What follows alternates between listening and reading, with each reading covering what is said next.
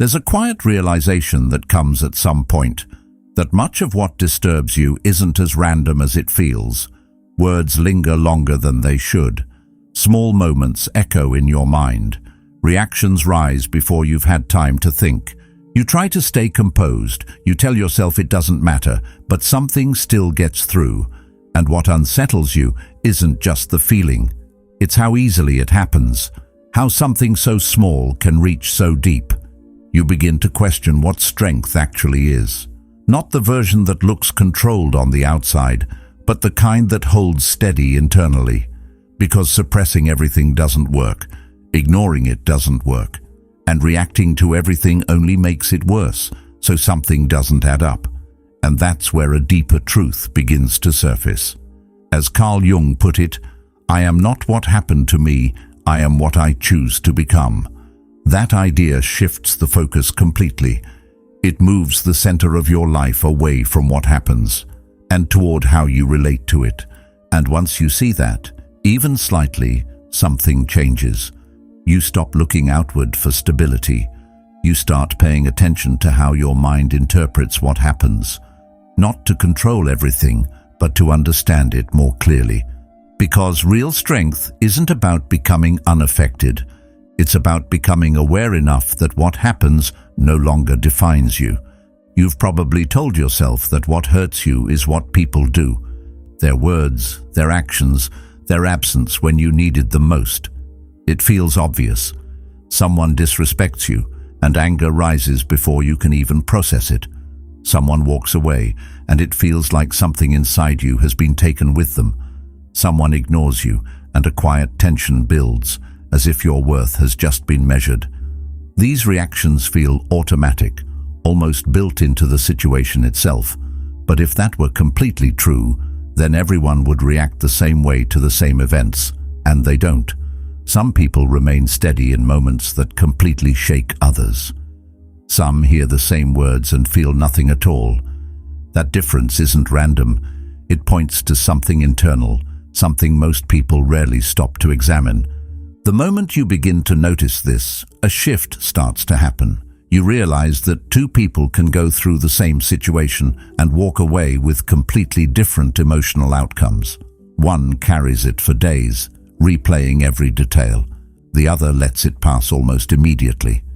The event hasn't changed. What changed is the interpretation.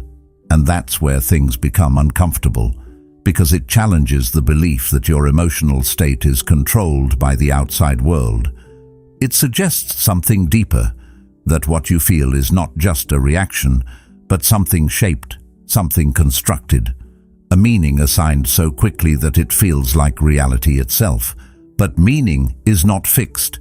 It's influenced by memory, expectation, fear, and identity. And once you begin to see that, you understand why the same moment can either disturb you deeply or pass through you without leaving a mark. This is where most people hesitate, because accepting this means giving up a certain kind of certainty. It's easier to believe that the world is the cause of your inner state. That way, the responsibility stays outside of you. But the Stoics saw this differently. They understood that between what happens and how you feel, there is a space where interpretation forms, often without your awareness. And in that space lies the real source of your suffering. It's not just the event, it's what you make it mean. And that realization is uncomfortable, because it puts you face to face with your own patterns. The tendency to take things personally. The habit of assuming rejection where there was simply indifference. The quiet need to be seen, approved, validated. These patterns don't appear out of nowhere. They've been built over time, reinforced so often that they feel natural. But once you start paying attention, you begin to see how fast your mind moves.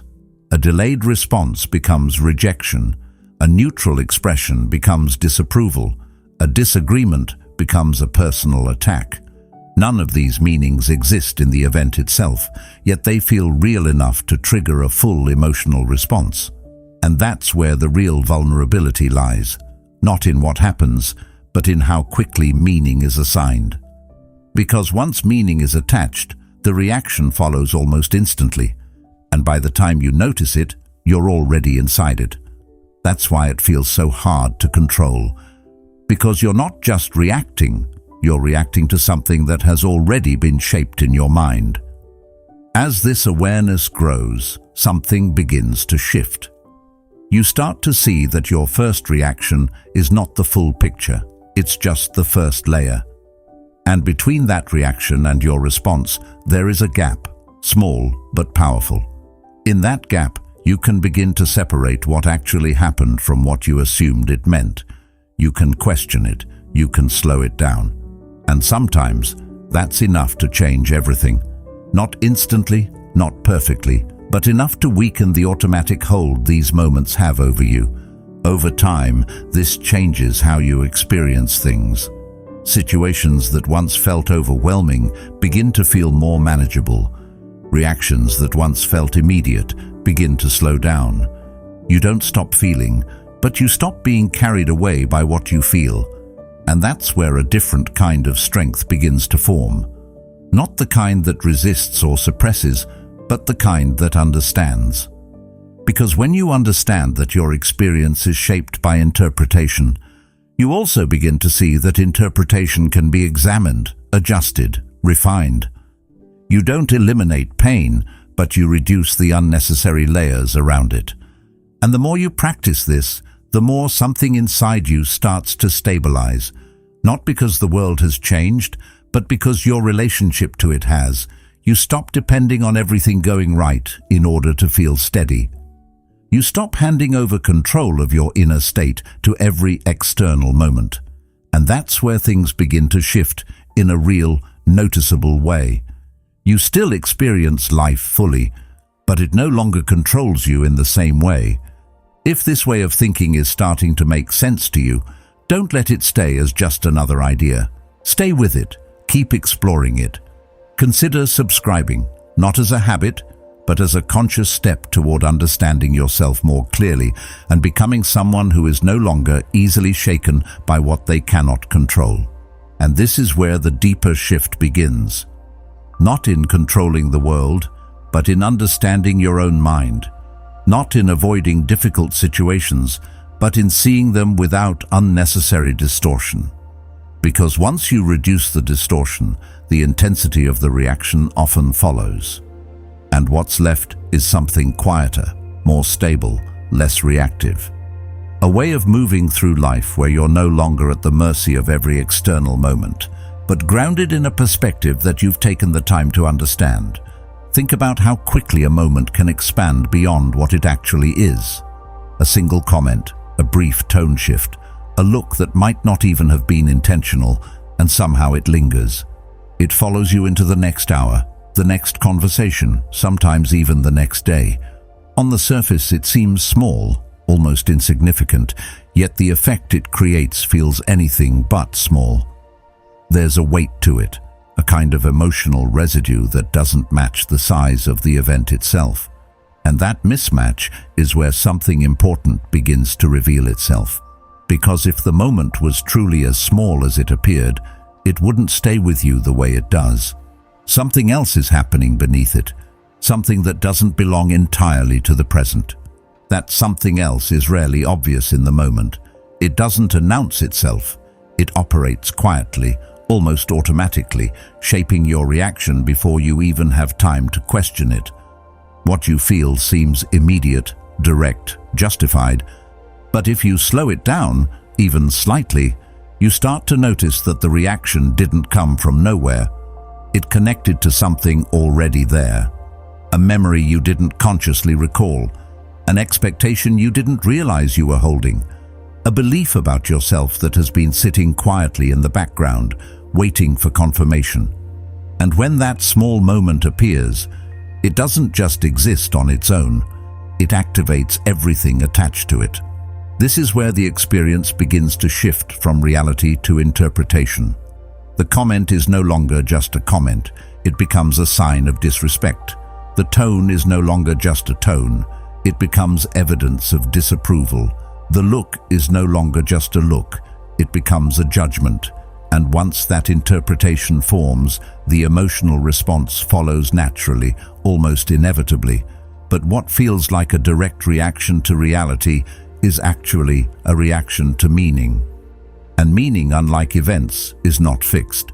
It is constructed, often so quickly and so unconsciously, that it feels inseparable from the event itself.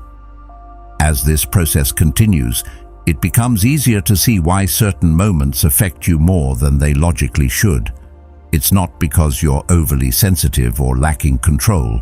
It's because the moment is no longer just a moment. It's part of a larger internal structure, a structure built from past experiences, reinforced by repeated interpretations, and rarely examined in a direct way. And as long as that structure remains in place, every new situation that resembles it, even slightly, will trigger the same response. Not because it deserves to, but because it fits the pattern.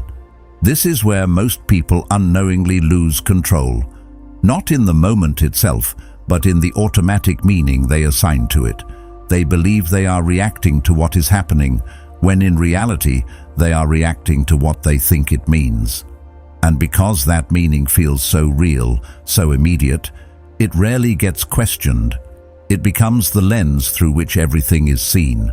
And once you're looking through that lens, every new experience starts to confirm what you already believe. The pattern strengthens, the reaction becomes faster, the gap between event and interpretation becomes almost invisible. Breaking that pattern doesn't happen by force. It doesn't come from trying to suppress your reaction or pretending not to feel it. It begins with awareness, with recognizing that the first meaning your mind offers is not necessarily the only one, that there is a difference between what happened and what you concluded from it. And in that difference, there is space. Space to question, to reconsider, to see the moment from a slightly different angle. That space may be small, but it's enough to begin changing the pattern. As this awareness develops, the automatic nature of your reactions starts to slow down. Not completely, not immediately, but enough for you to notice them as they happen. And once you notice them, you're no longer fully inside them, you're observing them.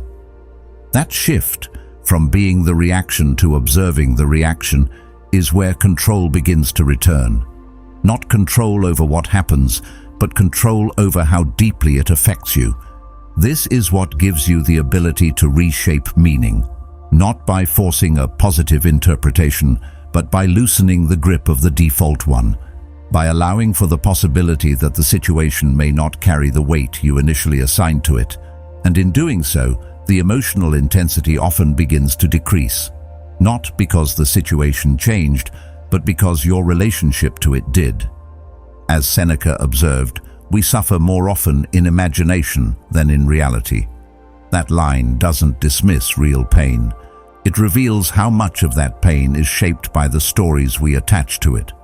And once you begin to see those stories for what they are, not fixed truths but interpretations, you start to reclaim something that was always there, but rarely used with intention, the ability to see differently, and in seeing differently, to experience differently. There's a point where all of this stops being just an idea and starts becoming something you practice. Not occasionally, not when it's convenient, but consistently, because understanding that your interpretation shapes your experience is one thing, but applying that understanding in real time is something else entirely. This is where Stoicism shifts from something you agree with to something you actually do. It becomes training.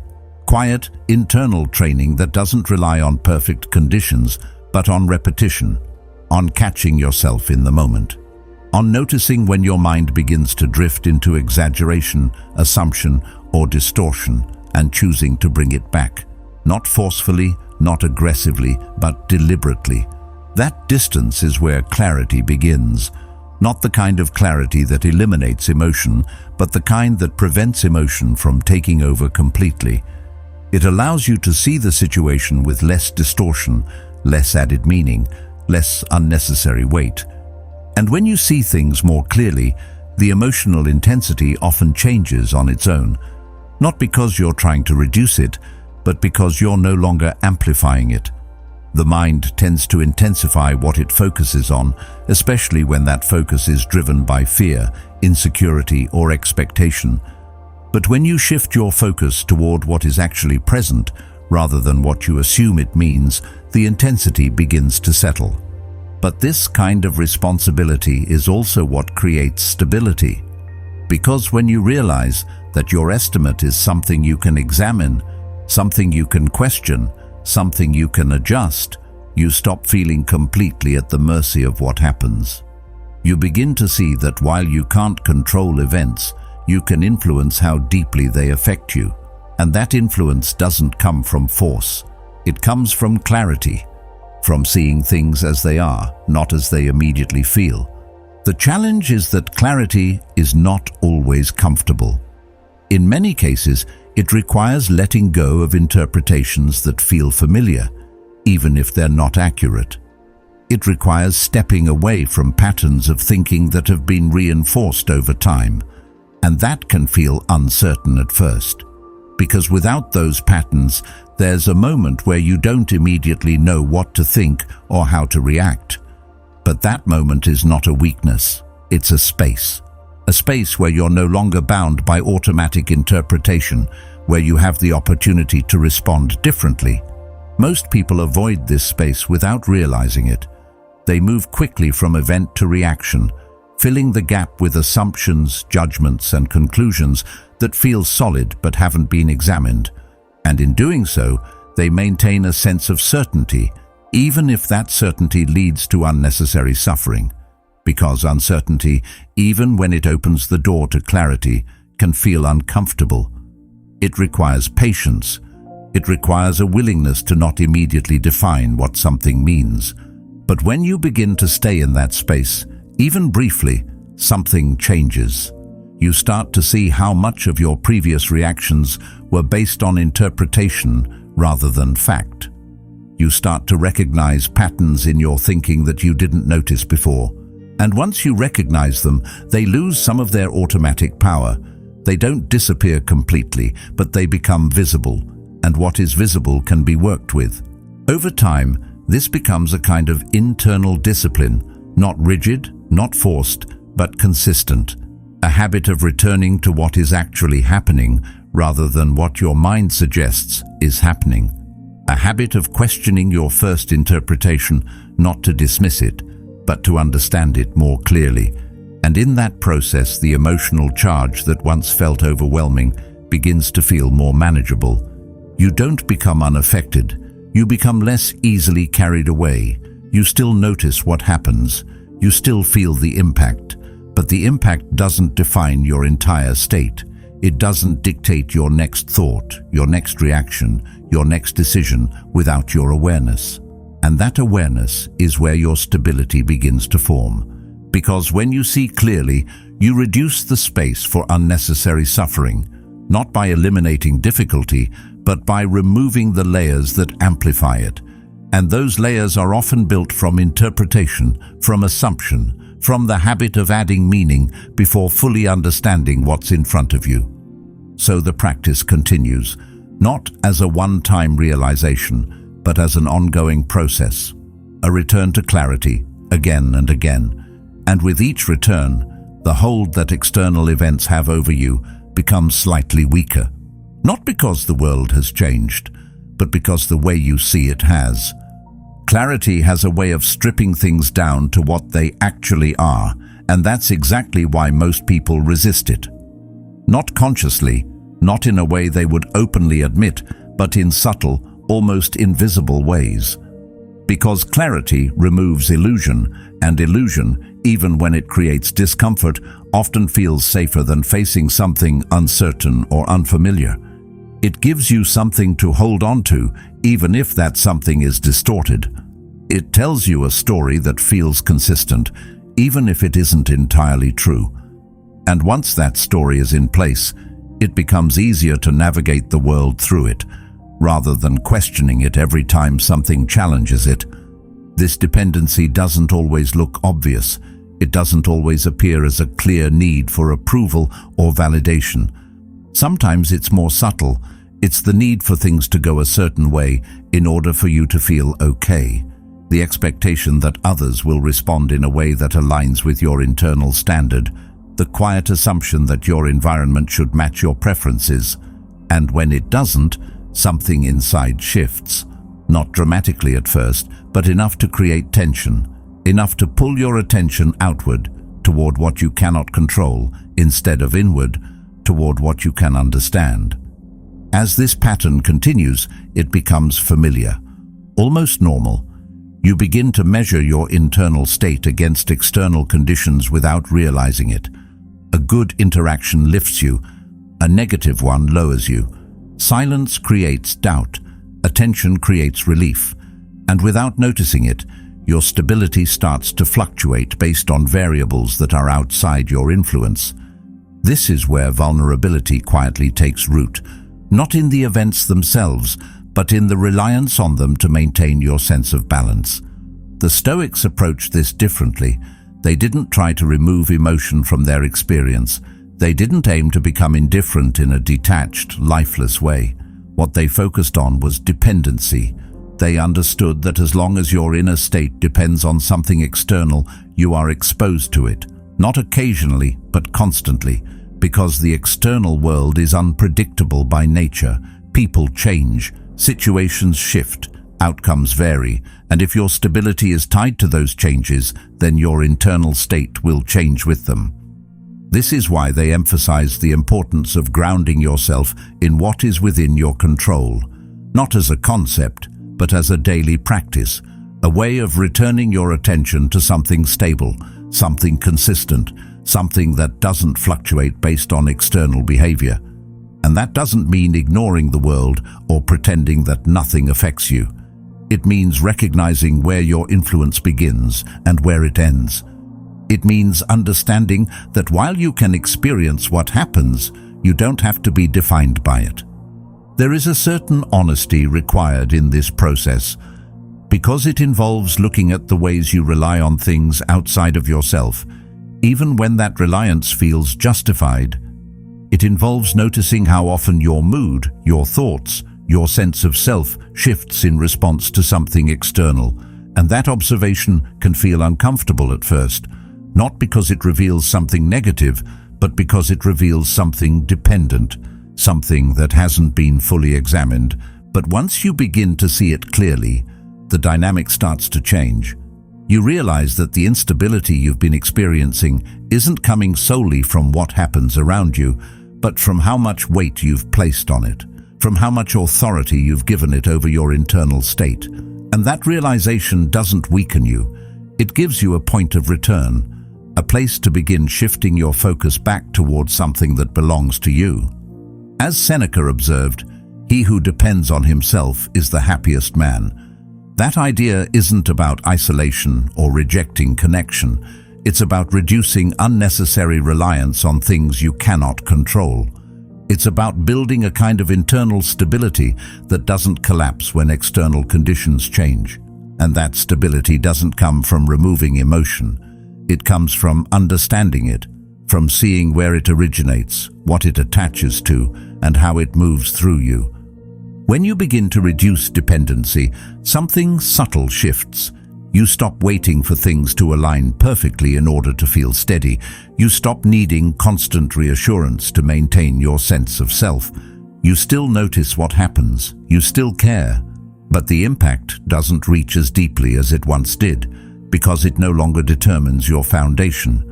And this is where the question becomes more direct. If your stability is no longer tied to external behavior, if your sense of self is no longer dependent on how others respond, if your internal state is no longer shaped by things you cannot control, then what exactly is left for the world to take from you? And that anchor is not found outside. It's built gradually, through awareness, through understanding, through the repeated act of returning your attention to what you can actually influence. It's not something that appears all at once. It develops over time as you begin to recognize the patterns that once controlled you and slowly loosen their hold. In that process, the world doesn't become easier, but your relationship to it becomes clearer. And in that clarity, the need to depend on it for your stability begins to fade. It's easy to misunderstand what all of this leads to. When people hear about becoming less affected, less reactive, less dependent on external events, they often assume it means becoming cold, detached, unfeeling, as if the goal is to move through life untouched by anything, disconnected from experience itself. But that's not strength. That's avoidance wearing a mask of control. Real strength doesn't come from shutting things down. It comes from understanding them so clearly that they no longer overwhelm you. You don't stop feeling. You stop being carried away by what you feel. There's a difference, and it's more important than it seems at first. Being carried away means your reaction defines you in that moment. It takes over your thinking, your perception, your sense of self. It pulls you into a narrative that feels absolute, even when it isn't. But when you're not carried away, the feeling is still there. You notice it, you experience it, but you're not inside it in the same way. You're aware of it, and that awareness creates space. That space is where everything begins to change, because once there's space, there's a gap between what happens and what you conclude about yourself because of it. And that gap is where most people struggle. They collapse the two into one. Something happens, and immediately it becomes personal. A rejection becomes a statement about your worth. A criticism becomes proof that you're not enough. A loss becomes a reflection of something missing within you. But those conclusions are not inherent in the event. They are added. And once they're added, they shape everything that follows. The emotion becomes heavier. The experience becomes more difficult to process. Not because of what happened, but because of what it now means. And meaning, when left unchecked, tends to expand. It grows beyond the original moment, connecting to other thoughts, other memories, other beliefs. Before long, you're no longer reacting to a single event. You're reacting to an entire network of interpretations that have been building over time. This is where precision becomes essential, not in a rigid or analytical sense, but in a clear, grounded way of seeing. Precision means noticing the difference between the event and the story you tell about it. It means recognizing when you've added something that wasn't there. And that recognition doesn't remove the feeling, but it changes your relationship to it. It prevents the feeling from defining the entire experience. This is what allows you to experience difficult moments without collapsing under them. You can feel the discomfort of rejection without concluding that you are unworthy. You can hear criticism without internalizing it as a flaw in your identity. You can lose something important without losing your sense of self in the process. These are not abstract ideas. They are practical shifts in perception that change how you move through life. As this way of seeing becomes more natural, you start to notice how much of your previous suffering was not caused by reality itself, but by the meaning you layered on top of it. And that realization doesn't dismiss your past experiences. It reframes them. It shows you where the intensity came from, where the weight was added, where the reaction became larger than the event itself. This is not about blaming yourself for how you felt. It's about understanding the process behind it. Because once you understand the process, you're no longer completely controlled by it. You can see it as it happens. You can recognize when meaning is being assigned too quickly, too heavily, too absolutely. And in that recognition, there is choice. That choice doesn't always feel obvious at first. It can be subtle, almost quiet. A moment where you pause instead of reacting immediately. A moment where you question the conclusion forming in your mind. A moment where you allow the feeling to exist without attaching it to your identity. Those moments may seem small, but they accumulate. They create a different pattern over time. And that pattern leads to a different kind of stability.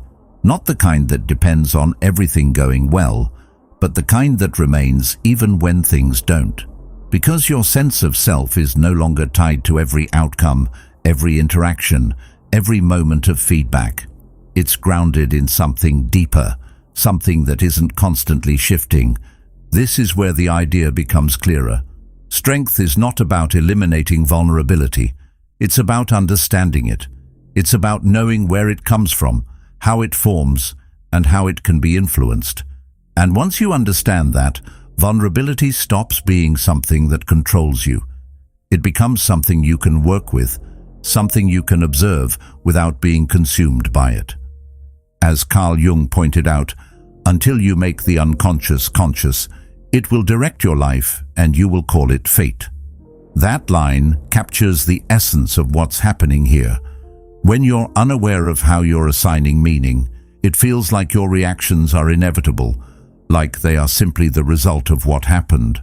But when you bring that process into awareness, it stops being automatic. It becomes visible, and what is visible can be understood. What is understood can be adjusted. Not perfectly, not instantly, but gradually. And in that gradual shift, the hold that these interpretations have over you begins to weaken. You still experience life. You still feel its impact. But you are no longer defined by every moment. You begin to move differently, not by resisting what happens, but by seeing it more clearly. Not by suppressing your reactions, but by understanding them. And in that understanding, something steady begins to form. A way of being that isn't easily shaken, not because nothing affects you, but because what affects you no longer defines you. And in that moment, everything feels immediate. The reaction rises quickly, almost before you're aware of it. There's no clear separation between what happens and how you feel about it. It blends together and you move with it. That's the default. That's how most people live, reacting in real time without ever noticing the process behind it. But once you've started to understand that there is a process, something changes, even if only slightly, even if only for a second.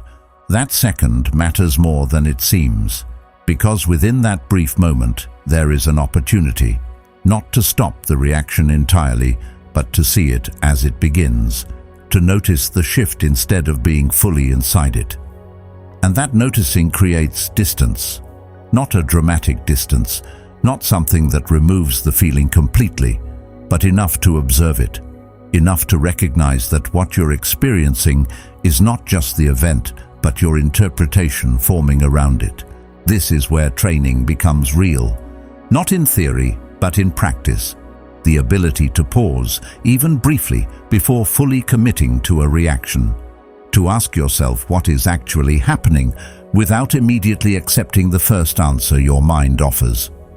To look at the situation as it is before adding meaning to it. These are small actions, almost invisible from the outside, but they change the entire internal experience. At first, this pause feels unnatural, because you're interrupting something that has been automatic for a long time. The mind wants to move quickly. It wants to complete the story, assign meaning, create a clear narrative. Pausing slows that process down, and that can feel uncomfortable. It introduces a kind of uncertainty, but within that uncertainty, there is clarity. Because you're no longer rushing to a conclusion, you're allowing yourself to see more before deciding what it means. As you continue to practice this, the pause becomes more familiar. Not longer, necessarily, but more accessible. You begin to recognize the early signs of a reaction forming. The tension, the shift in thought, the impulse to interpret quickly. And instead of moving with it immediately, you stay with it just long enough to see it clearly. That clarity doesn't eliminate the reaction, but it changes your relationship to it. You're no longer completely identified with what you feel. You're aware of it, but you're also aware of yourself observing it. And in that awareness, there is space. Space to choose how you respond. Space to question whether the meaning you're assigning is accurate. Space to decide whether this moment deserves the level of intensity you're about to give it. This is where control begins, not control over what happens, but control over how deeply you allow it to affect you. And that control is not forced. It's not about suppressing your reaction or pretending not to feel. It's about understanding the process well enough that you're no longer carried by it automatically. You're participating in it consciously. Over time, this participation becomes more natural. The distance between stimulus and reaction becomes more consistent. Not because the situations have changed, but because your awareness has. You begin to experience moments that would have previously triggered a strong reaction, and instead of being pulled into them, you observe them. You still feel something, but it doesn't escalate in the same way. And in that space, something important begins to form. A sense of stability that doesn't depend on everything going smoothly, because even when things don't go smoothly, you're not reacting in the same automatic way. You're seeing more, understanding more, choosing more deliberately. This is what creates freedom. Not freedom from difficulty, but freedom within it. The ability to experience something without being completely shaped by it. The ability to respond instead of react. The ability to remain grounded even when something unexpected happens. And that ownership changes how you move through life. You're no longer waiting for situations to be easier in order to feel stable. You're developing stability within yourself, regardless of what happens. Not perfectly, not consistently at first, but enough to notice the difference. That difference grows with practice. Each moment of awareness reinforces it. Each pause makes the next one slightly easier. Each observation weakens the automatic pull of reaction. And over time, what once felt immediate and uncontrollable begins to feel manageable. You start to trust that you can handle what arises, not because you can control it, but because you can engage with it differently. And that trust creates a quiet confidence. Not loud, not obvious, but steady. Because you've seen what happens when you slow down. You've experienced the space between event and reaction. And you've realized that within that space, there is something that cannot be easily disturbed. Something that belongs to you. At some point, without a dramatic moment or a clear line you can point to, things begin to feel different. Not in the world itself, because the world continues as it always has. People still act unpredictably. Situations still shift without warning. Words are still said, sometimes carelessly, sometimes intentionally. None of that disappears, but your relationship to it begins to change in a way that is difficult to explain until you experience it directly. It's not that you stop noticing what happens, it's that what happens no longer reaches you in the same way. There's no immediate collapse, no sudden tightening in your chest that pulls you into reaction before you've had time to think.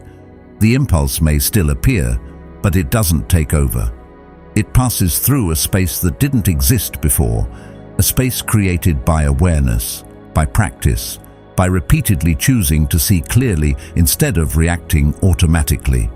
And in that space, something holds, something steady, something that doesn't move as quickly as everything else around you. You begin to observe more, not in a detached or distant way, but in a grounded, attentive way. You notice what is said, but you also notice how your mind starts to interpret it. You notice what happens, but you don't immediately decide what it means. There's a delay, a brief moment where things remain open instead of being instantly defined, and that openness changes everything. Because once something is defined too quickly, it becomes fixed. But when you allow it to remain open, you give yourself room to see it more accurately. This shift is quiet. It doesn't announce itself. It doesn't feel like a breakthrough. It feels like a gradual settling, a reduction in unnecessary tension, a sense that you don't need to respond to everything with the same urgency as before. That not every situation requires a reaction, that not every word carries the weight you once gave it. And in that realization, something begins to loosen. You assume less. Not because you've forced yourself to, but because you've seen how often assumptions led you away from clarity. You've noticed how quickly the mind fills in gaps, how easily it creates stories that feel convincing but aren't always accurate. And once you've seen that enough times, you become more careful. not hesitant but precise. You allow things to be what they are before deciding what they mean. That precision changes how you experience emotion. You still feel, that doesn't go away, but the feeling doesn't expand beyond what is actually there. It doesn't pull in unrelated thoughts, past experiences, or imagined outcomes in the same way. It remains closer to the moment, more contained, more manageable. And because of that, it doesn't overwhelm you. It doesn't define your entire state. There's a kind of steadiness that starts to form. Not rigid, not fixed, but consistent. It doesn't depend on things going well. It doesn't disappear when something unexpected happens. It remains present, even as situations change. And that presence becomes something you can rely on, not because it's always strong, but because it's always there. This is where the idea begins to feel real. The idea that nothing and nobody can hurt you in the way they once did. Not because you've become immune to life, but because you've changed the way you engage with it. You've stopped handing over the authority to define your inner state. You've stopped allowing external moments to determine how you see yourself, how you feel about yourself, how you respond. That authority returns to you gradually, not all at once, not in a single decision, but through repeated moments of awareness. Each time you pause instead of reacting immediately, you take a small part of it back. Each time you question an interpretation instead of accepting it automatically, you strengthen that return. And over time, those small moments accumulate. What changes is not just how you respond, but how you see yourself within those responses. You no longer feel like someone who is constantly at the mercy of what happens. You begin to see yourself as someone who participates in the experience rather than being defined by it. And that shift, subtle as it is, changes everything. Because once you see yourself that way, it becomes harder for external events to take that sense of stability away. They can still affect you. They can still create moments of discomfort, frustration, even pain. But they don't reach the same depth. They don't disrupt the foundation in the same way. As Marcus Aurelius reflected, you have power over your mind, not outside events. Realize this, and you will find strength. That strength is not loud. It doesn't need to prove itself. It shows up in quiet moments, in the way you respond, in the way you hold yourself when things don't go as expected. You stop needing to control everything in order to feel stable. You stop needing others to behave a certain way in order to feel secure. You stop needing constant reassurance to maintain your sense of self, not because those things are no longer pleasant or valuable, but because they are no longer necessary for your stability. There's a difference between preference and dependency. You can prefer that things go well, that people treat you with respect, that situations unfold in your favor, but you no longer depend on those outcomes to remain steady. And that difference gives you a kind of freedom that is difficult to disrupt. You move through situations with more clarity, more patience, more awareness. Not perfectly, not without moments of difficulty, but with a consistency that wasn't there before. And that consistency becomes your foundation. At that point, the world can continue as it always has. Unpredictable, imperfect, sometimes challenging. But it no longer finds the same points to disrupt you. Not because those points have disappeared, but because you've understood them. You've seen how they form, how they operate, how they can be influenced. And once you understand something at that level, it loses some of its power. Not completely, but enough to change your experience of it. Enough to create space where there was once immediate reaction. Enough to allow you to remain steady even when things are not. That steadiness is not something you achieve once and keep forever. It's something you maintain, something you return to, something you reinforce through continued awareness. But once it's there, even in a small way, it becomes a reference point, a reminder of what is possible when you see clearly. There comes a point where you realize nothing outside of you ever truly had the power you thought it did. It was never the world that needed to change. It was the way you saw it, the way you carried it, the way you allowed it to define you. And once that shifts, even slightly, you begin to move differently, calmer, clearer, harder to shake. Not because life got easier, but because you did. If this spoke to something real in you, don't stop here. There's another video on your screen right now that will take you even deeper into this path. Watch it and keep building that inner stability step by step. And truly, thank you for being part of Stoic Journal.